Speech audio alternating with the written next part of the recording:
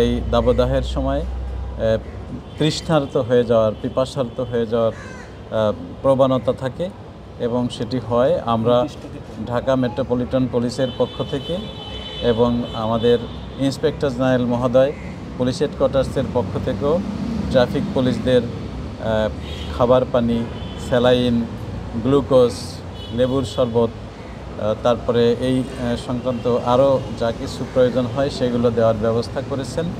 আমরা পাশাপাশি ঢাকা মেট্রোপলিটন পুলিশের পক্ষ থেকে আমাদের 50টি থানায় বিভিন্ন জনবহুল স্থানগুলোতে, বাজার, বাস স্টপেজ, মার্কেট, এই সমস্ত জায়গায় শ্রমজীবী মানুষ, নিম্নবিত্ত আয়ের মানুষ যারা নিজেরা রাস্তাঘাটে পানি খাওয়ার ব্যবস্থা করতে পারে না, অর্থাৎ কিনে খেতে পারে না, তাদের জন্য আমাদের পুলিশের পক্ষ থেকে পানি খাওয়ার ব্যবস্থা করা হয়েছে এবং সেটি সারা ঢাকা শহরে 50টি থানা এবং ট্রাফিক পুলিশ বিভিন্ন জায়গায়, কিছু কিছু জায়গায় আমরা স্থায়ীভাবেই পানির ট্রলি আমরা দিয়ে দিয়েছি এবং ভ্রাম্যমানও কতগুলো রয়েছে।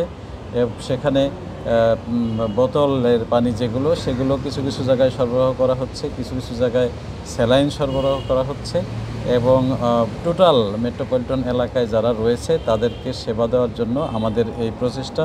আমরা জানি যে পুলিশ কেবল আইন শৃঙ্খলা নিয়ন্ত্রণের ভিতরেই সীমাবদ্ধ থাকে না।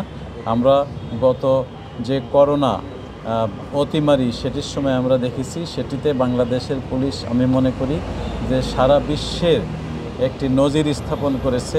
সাধারণ মানুষের পাশে গিয়ে দাঁড়িয়ে, আহত মানুষের পাশে গিয়ে দাঁড়িয়ে, এবং তার ধারাবাহিকতা পুলিশের এখনও রয়েছে এবং এখনও আজও আমাদের ঢাকা শহরে বিভিন্ন জায়গায় পানি বিতরণ করা হচ্ছে। তো আমরা আশা করি যে পুলিশের এই সেবাটি কেবল আমাদের আইন শৃঙ্খলার মধ্যে সীমাবদ্ধ না রেখে সাধারণ মানুষের পাশে যে কোনো সময় যে কোনো পরিস্থিতিতে দাঁড়ানোর যে প্রচেষ্টা, তারই একটি অংশ।